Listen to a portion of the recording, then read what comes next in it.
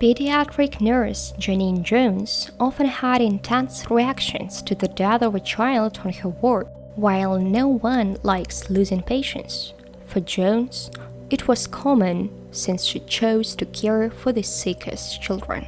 After marrying her childhood sweetheart and trying her hand at being a beautician, Jones switched careers and trained as a nurse. She became a licensed vocational nurse in the 1970s at the former Bexar County Hospital in San Antonio, Texas, now known as San Antonio University Hospital. Despite the challenges of working in the intensive care unit with many sick children, 27-year-old Jones handled it calmly and professionally. She had 2 children of her own, but they were mostly cared for by their grandmother. Jones was dedicated to her patients. While many praised her, hospital staff noticed an alarming number of infant and young child deaths, with high rates of cardiac arrests and uncontrolled bleeding, symptoms unrelated to the patient's diagnosis.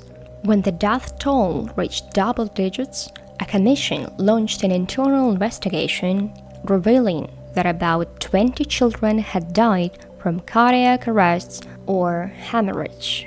Between May and December 1981, it became clear something was wrong. All staff were questioned, and one of Jones' colleagues even boldly accused her of being involved in the children's deaths. It was a shocking accusation against a respected nurse, but nothing could be proven. Eventually, the hospital decided to shut down the unit. Jones left, and the case was closed. Was the hospital at fault, or was Nurse Jones? Regardless of what people believed at that time, it didn't stop her from finding another job. Jones took a job with Dr. Kathleen Holland at a small pediatric clinic in Kerrville, Texas. Shortly after she started, some children began experiencing breathing problems and had to be rushed to the nearest hospital. It seemed odd that kids were getting sick after visiting this clinic. Then, 15-month-old Chelsea McClellan received a routine vaccination for mumps and measles. Jones administered the injection, and almost immediately, Chelsea had a seizure. She was rushed to a hospital in San Antonio, but her heart stopped on the way, and she died. The abnormal cases began to attract attention. Dr. Holland became suspicious, and tests revealed a powerful myorelaxant in Chelsea's system. Dr. Holland found a bottle in her clinic with needle marks on the lid, as if some had been used, despite the absence of any record of it being required or permitted. Later, it transpired that the bottle had been partially filled with saline to conceal the fact that some of this myorelaxant had been used. Only Dr. Holland and Jones had access to the drug, and she reported it to the authorities and dismissed the nurse. By now, the investigation was gathering momentum. Jones had been linked to another string of deaths, up to 60, including at the hospital where she had worked previously. It was a frightening revelation and seemed unthinkable. Would a dedicated nurse really kill babies? Investigators linked Jones to countless deaths. They didn't even know how to put it all together.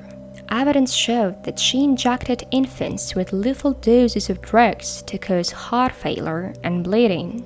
Some patients she managed to save, and others died. But why she did it? During the 1984 Chelsea murder trial, the media was obsessed with the killer nurse and called her the Angel of Death.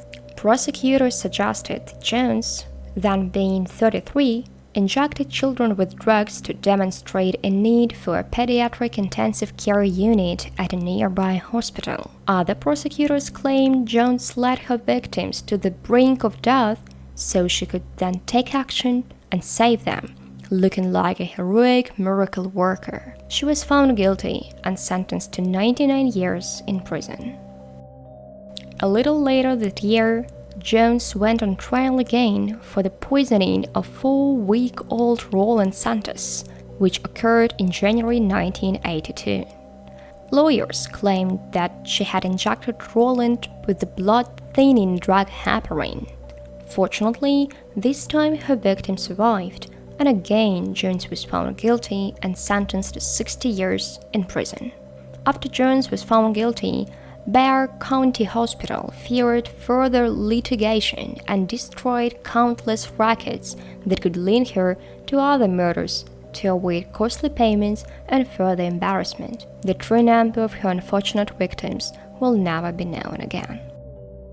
Over the years, she was repeatedly denied parole, but Jones never gave up hope that the day would come when she would be released. There were even rumors that she was the prototype for the character Annie Wilkes from Misery, Stephen King's novel. But for the families whose children died, her actions were painfully real. In 2017, many knew that Jones would be released soon and were sure it would never happen. Prosecutors filed 5 new murder charges against her that were related to the deaths of babies in her care while she worked at what was called Bexar County Hospital. Court records show that all of the affected children were given massive doses of muscle relaxants and painkillers. In January 2020, Jones, who was already 69 years old, took a plea begging. She pleaded guilty to the death of 11-month-old Joshua Sawyer, charges relating to other deaths were dropped. Even though she was gray-haired and worked in a worker, countless parents have not forgotten what she did. Some gave emotional statements. Jones was sentenced to life in prison, and the judge insisted that the plea bargain had nothing to do with what she did to those families and the tragedies she caused. "You took God's most precious gift, babies, defenseless babies," the judge said. As Jones is unlikely to go free until she is 87 years old. Believed to take her last breath behind bars, she was supposed to be caring for the vulnerable, but instead was deciding who would live and who would die. It was horrific, and the victims' families will make sure her actions are never forgotten. Thanks for watching. I recommend you watching other interesting and equally shocking stories. Subscribe to my channel, put likes, and leave your comments.